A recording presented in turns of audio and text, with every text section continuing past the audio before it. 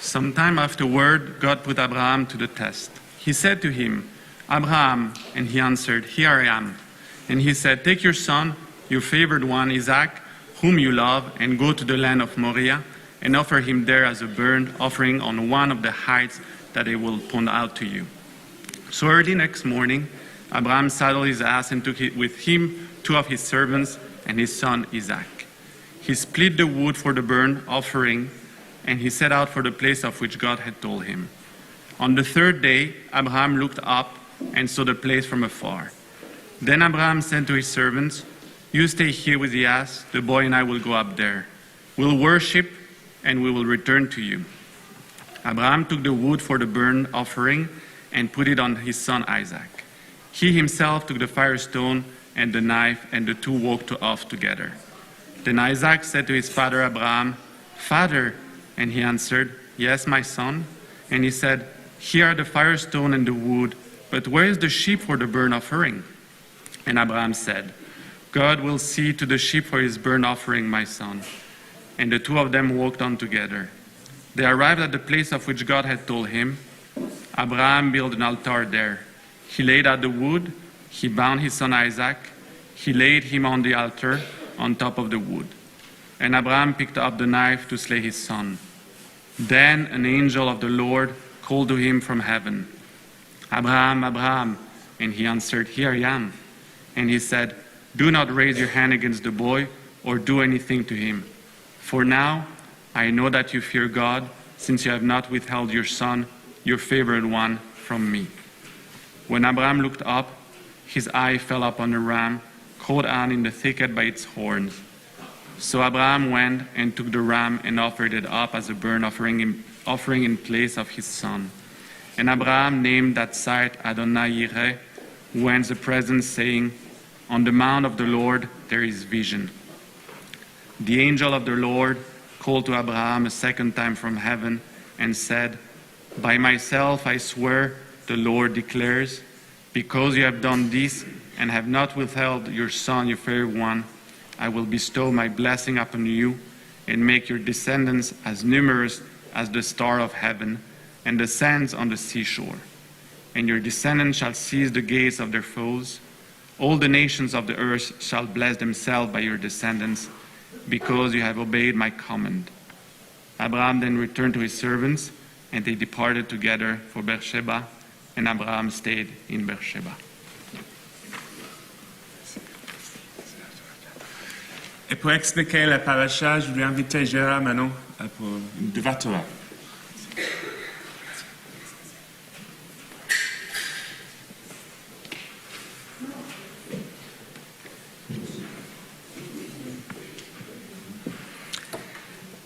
Nous voici donc arrivés au seuil de l'année 5785.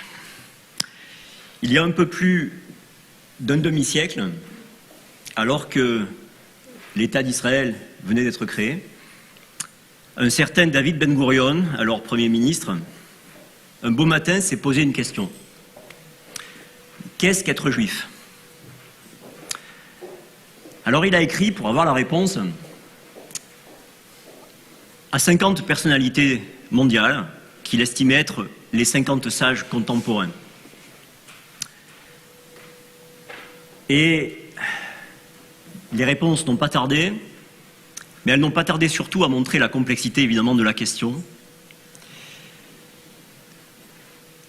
Et sans surprise, la majorité des réponses a été halachiquement correcte. Et juif, celui dont la mère est juive. Alors, cette réponse ne manque pas de piquant, puisque il se trouve que le Talmud, dans le traité Bechorot, qui commente les lois sur les premiers-nés, eh bien, propose un principe classificatoire très clair, et c'est ainsi qu'en araméen, le principe est formulé « Zil batarimei ». Donc quand tu as un doute sur le statut d'un animal, suis la mère. Et si tu arrives à définir le statut de la mère, tu connaîtras le statut de l'animal en question. Mais ce n'est pas simplement cette majorité dans les réponses, dont on peut souligner la difficulté, c'est aussi finalement l'étrangeté de la question dans ce qu'elle a de peut-être d'illogique. Parce que si vraiment ça avait été une vraie question, si vraiment Ben Gurion n'avait pas su répondre à la question qui est juif, il n'aurait même pas pu adresser à 50 juifs cette fameuse lettre. Donc c'est peut-être que la question finalement n'était pas si bonne. Alors je vous propose d'oublier cette question, de changer de question, et de nous demander qu'est-ce que le judaïsme? Alors vous allez me dire, ce n'est peut-être pas plus facile. Mais au moins, on peut peut-être répondre en un mot, et ce mot serait aujourd'hui, pour nous, religion. Alors la difficulté, c'est évidemment que les latinistes ne s'accordent pas sur l'étymologie du mot religio, d'où descend religion. Pour certains, la religion, religio, viendrait du verbe religare, qui voudrait dire relier. Il s'agirait donc de faire lien. Pour d'autres, religio viendrait de religere, c'est-à-dire relire. Et nous le savons bien, puisque chaque année, à partir de Simchat Torah, nous reprenons la lecture annuelle de la Torah et nous relisons sans cesse les mêmes textes. Alors bien sûr, on pourrait tout à fait considérer que ces deux étymologies possibles ne soient en rien contradictoires, mais qu'elles soient au contraire complémentaires. C'est-à-dire que le judaïsme, ça consisterait finalement à travers la relecture des mêmes textes, à créer des liens entre nous. Et si maintenant on se posait la question de la configuration topographique du judaïsme, si on avait une montagne qui symbolise le judaïsme, évidemment on pense au mont Sinaï, mais aujourd'hui il nous faut penser au mont Moria. Et peut-être que chacune des pentes du mont Moria est une pente glissante. Il y aurait un versant qui serait le versant peut-être du lyre, du religere, qui peut malheureusement amener au délire. Mais il faut bien avouer que la réaction d'Abraham, lorsqu'il entend ce qu'Émilie vient de cantiler, Vaelu Sham Leola, il faut bien dire que la lecture d'Abraham confine au délire. Lui n'entend pas « tu feras monter ton fils », mais « tu le sacrifieras, tu en feras une Ola », un sacrifice dont il ne restera rien. Et ça, ce lyre qui devient délire, évidemment, a pour corollaire une version pathologique du lien qui serait précisément la ligature, qui serait la hakeda. Donc passage difficile aujourd'hui, douloureux, qui nous oblige à regarder en face la violence de nos textes. Alors évidemment, les optimistes diront « Oui, mais finalement, tout est bien qui finit bien, puisque Yitzhak, précisément, n'a pas été sacrifié, et que nous n'appelons pas ce récit le sacrifice d'Isaac, mais précisément la Akedat Yitzhak, la ligature d'Isaac. Il a été attaché, mais il a été détaché. Sans doute, mais les pessimistes ou les talmudistes diront qu'évidemment, ça n'est pas si simple. Ça n'est pas si simple parce que, d'abord, et Yitzhak lui-même fait la remarque, lorsqu'il cherche la victime qu'ils sont censés immoler avec son père, il dit « Mais où donc est l'agneau ?» Et ensuite, on sait qu'un bélier se sera pris les cornes dans un buisson et ce bélier sera effectivement sacrifié. Donc certes, Yitzhak, et on peut s'en réjouir, n'a pas été sacrifié, mais il a fallu lui substituer une victime. Autre difficulté, et non des moindres, l'ironie de l'articulation entre cette paracha et la suivante, au titre assez cruel, puisque la paracha suivante s'appelle Chaye Sarah, la vie de Sarah. Or, qu'est-ce qu'on nous conte au début de la vie de Sarah? Évidemment, sa mort. Et le Midrash n'est pas en reste, puisque le chapitre 32 des Pirkei des Rabbi Eliezer raconte que au moment où Abraham emmenait Yitzhak au mont Moria pour le sacrifice, le shaitan est allé voir Sarah et lui a dit « Tu sais ce que fait ton mari en ce moment ? Il va monter et il va sacrifier ton fils. » Et Sarah, de stupeur, en est morte. Donc, certes, il n'y a pas de sacrifice d'Isaac, et c'est bien la Akedat Yitzhak, mais on ne peut pas pour autant conclure qu'il n'y a pas eu de sacrifice du tout. Alors, face à cette violence, face à cette forme de délire, face à la ligature qui est une version pathologique du lien, que peut-on faire ? Que peut-on faire pour conjurer la violence qui n'est pas simplement en Abraham, qui n'est pas simplement à l'intérieur de nous, mais qui, il faut le reconnaître, est aussi dans nos textes.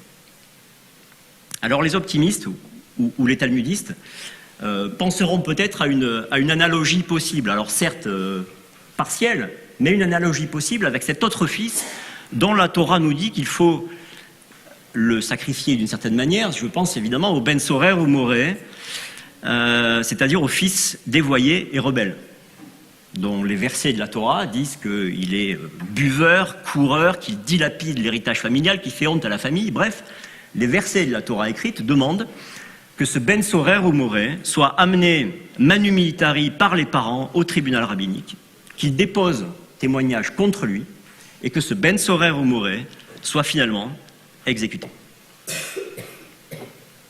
C'est la Torah écrite. La Mishnah reprend les lois en les détaillant, tout le processus judiciaire qui entoure cette affaire. Mais évidemment, la Gemara prend le contre-pied de la Mishnah et le contre-pied aussi de la Torah écrite.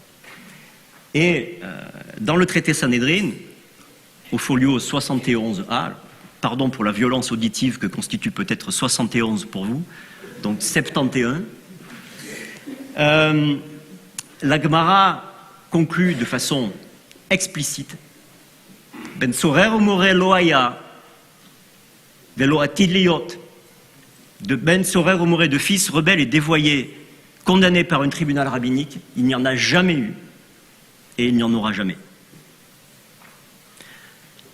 Alors évidemment on se dit, on peut pousser un soupir de soulagement, mais on peut se dire aussi, mais enfin, on contrevient à la lettre explicite de versets de la Torah. Est-ce que ça ne constitue pas un bitul Torah, c'est-à-dire une annulation, c'est-à-dire une forme de violence contre la Torah elle-même? Et s'il faut conclure que ces versets ne sont pas appliqués, évidemment, on peut s'étonner. Alors, la Manirtav, c'est exactement la question que pose la Gemara. Mais pourquoi ils sont écrits alors? Et la Gemara répond, mais en fait, si les versets sont écrits, ça n'est absolument pas pour être appliqué, c'est pour être étudié. La Torah n'est pas faite pour être appliquée, elle est faite pour être étudiée. C'est un texte, elle est faite pour être lu. C'est finalement d'une simplicité dont on pourrait dire qu'elle est biblique. Donc, conclut la Gemara, de roche, creuse-la, scrute-la, tourne-la et retourne-la, pour parler comme les Pirkei Avot. Et puis, Kabel Srar, et reçoit ta récompense.